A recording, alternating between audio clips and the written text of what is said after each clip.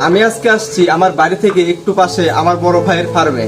বড় ভাই ছাদের উপর কিভাবে সুন্দর করে এইরকম রঙিন মাছের সেটআপ করছে আজকের ভিডিওতে ওটাই দেখাবো।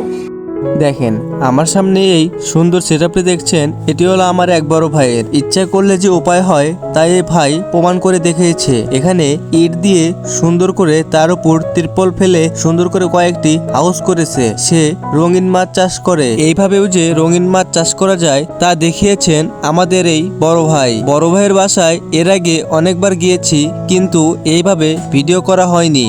ভাবলাম আমার ইউটিউব চ্যানেলে আমি একটা ভিডিও আপলোড করে দেই। 2টি করে ইট 2.5 ইঞ্চি করে গেঁথে দিয়েছে, তার উপর প্লাস্টার না করে উপরে তিরপাল দিয়ে দিয়েছে। এগুলো তৈরি করতে আপনার বেশি টাকা খরচ পড়বে না। আর যদি আপনার টাকা থাকে তাহলে একবারে প্লাস্টার করে নেবেন একটি মিস্ত্রি দিয়ে। আর যদি প্লাস্টার না করতে চান তাহলে এই ভাইয়ের মতো তিরপাল দিয়ে তৈরি করতে পারেন। আর এগুলো তিরপাল 1 থেকে 1.5 বছর ইজিলি টিকে যায়, কোনো সমস্যা হয় না। আপনারা চাইলে এরকম ভাবে তৈরি করতে পারেন। অনেকের তো ছাদ ফাঁকা থাকে, আপনারা যদি চান তাহলে এরকম সুন্দর একটি সেটআপ করতে পারেন। বেশি এটাও আপনার লাগবে না।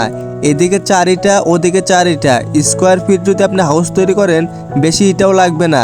দেখেন উপরে আবার নেটও দিয়ে দিছে, যদি কোনো পাখি এসে মাছ না খেয়ে ফেলে। এখনো এখানে বেশি মাছ ছাড়েনি, শুধু প্ল্যান্ট আর কিছু মাছ রেখে দিয়েছে, ভবিষ্যতে ছাড়বে। আর এই ভিডিওটি যদি বিন্দু পরিমাণ ভালো লেগে থাকে অবশ্যই ভিডিওতে লাইক করে চ্যানেলটিকে সাবস্ক্রাইব করে নোটিফিকেশনটি অন করে দিন। ধন্যবাদ।